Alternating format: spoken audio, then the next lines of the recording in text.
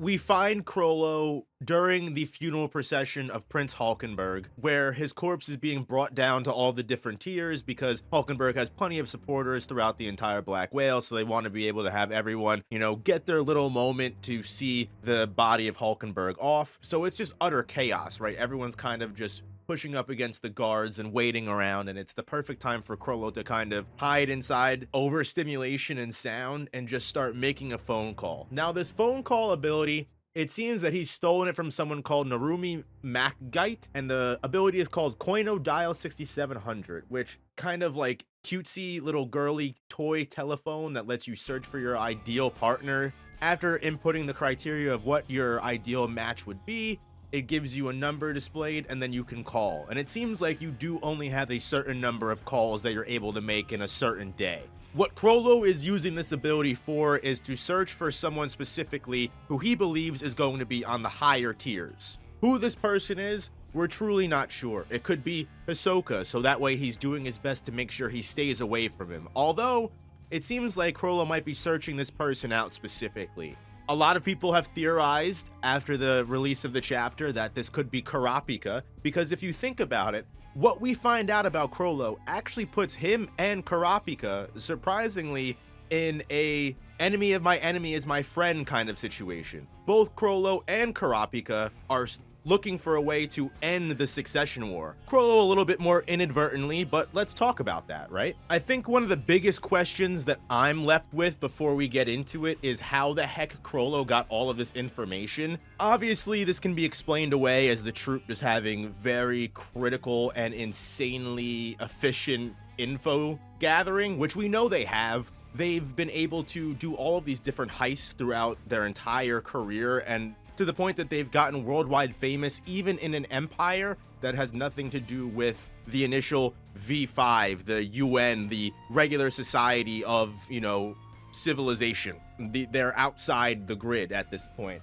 Chrollo has this much information on them. Is interesting because what I'm going to tie into later, a lot of people have also theorized that the Curta clan has come from the Dark Continent. Chrollo and the Phantom Troupe and their assault on the Curta clan, them having whatever information they had that caused that kind of genocide. It's not out of left field to say they were able to acquire this information, but Chrollo's treasure, the hunt that all of the Phantom Troupe are going for before they, of course, all decided that they wanted to kill Hisoka and that he was also on the departure boat, were the three national treasures of the Kaken Empire. As Chrollo mentions, probably the highest tier of heist that they have ever done. Treasures from the Mafia, they've probably stolen from multiple different high-ranking officials. I mean, even the person that they killed in revenge for Sarasa ended up being a high-ranking charity official, right? The Phantom Troupe has left their mark on society, and whether you want to say that they've gone too far in their passage of darkness or they're flawed characters that deserve respect, but they have never actually stolen a national treasure of a continent before. And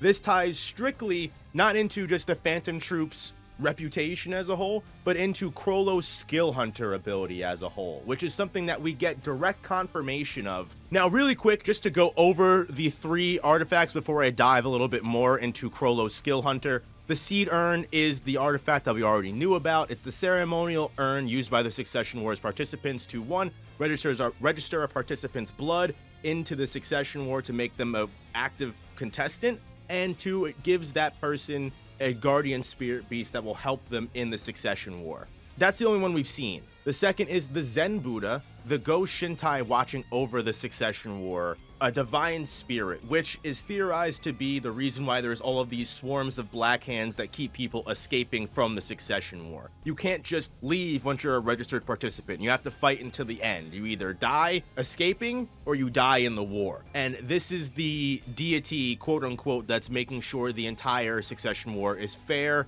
and all of the rules are followed. And at the very end, you have the Blade of Divine Guidance, which is the treasured sword that is passed down to the winner of the Succession War, whether this is used to kill the king and take his throne, or is just some kind of big symbolism prop. it's unclear because, again, these last two national treasures we didn't even know about. Kurapika probably didn't even know about them. We already knew that Chrollo was able to copy abilities of people. The reason why Chrollo is able to do this is because he has self-imposed about 4 to 5 different conditions on Skill Hunter to make it a very difficult thing to achieve. So the first condition, Chrollo must witness the Nen ability in action with his eyes. He must then ask questions about Nen and have it answered by the victim, so the person can't be bound and gagged. And 3, his victim's palm must touch the handprint on the cover of Bandit's Secret. And 4, all of the above must be completed within 1 hour. You don't have to do all of them in succession, but you do have to complete them in a reasonable amount of time altogether. Even with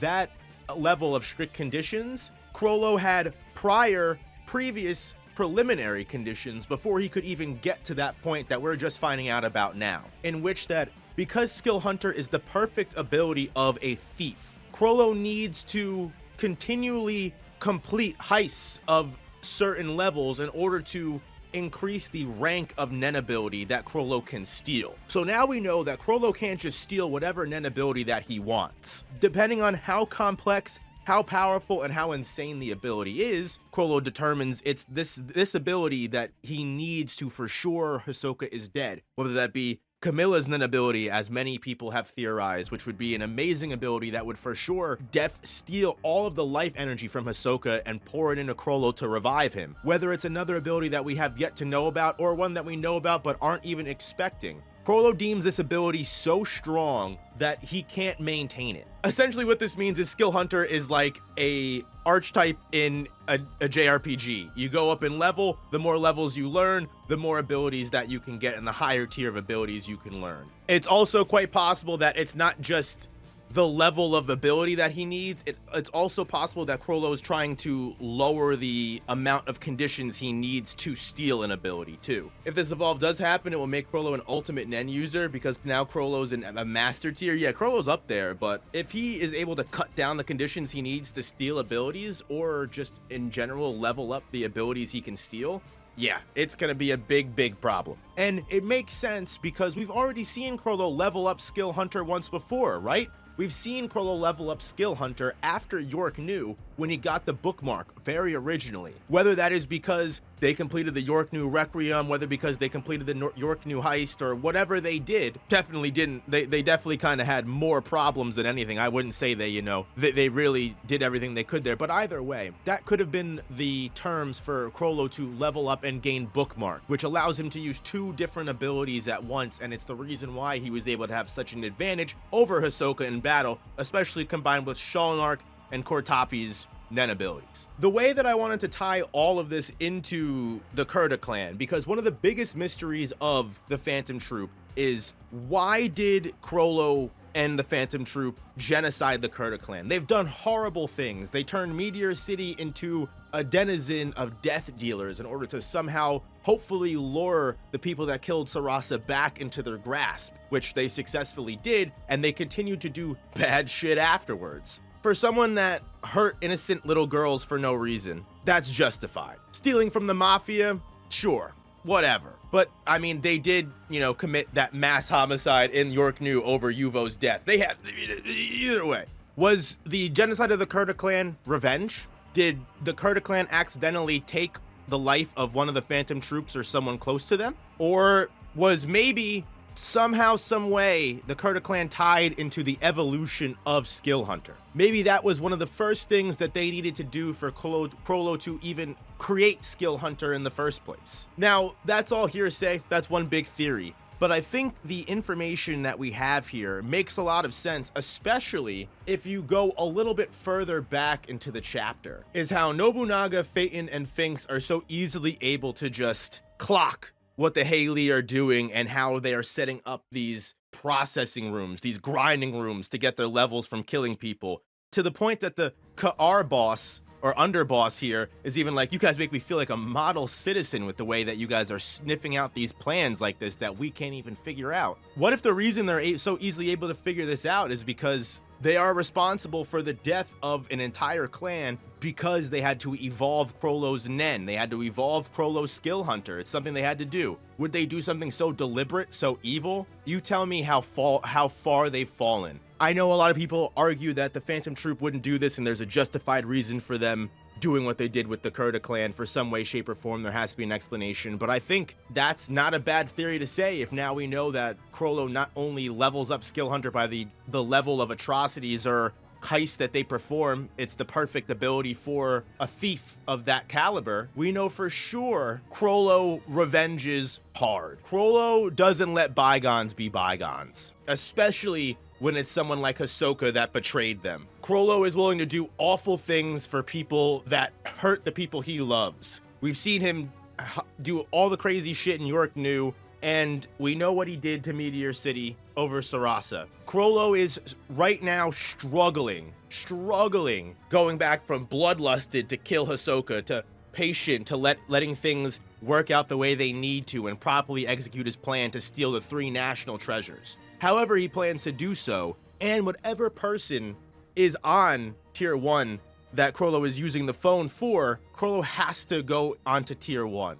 Chrollo has to enter the Succession War's battlegrounds, whether he likes it or not, and interfere with the War of Succession in order to steal these treasures. He even assumes that the treasures are more heavily guarded than the king themselves. So someone as bloodlusted as Chrollo is, who will do whatever he needs to get the revenge on the people for the people that he cares about, it wouldn't surprise me that this Nen ability would require him and the troupe to do awful things.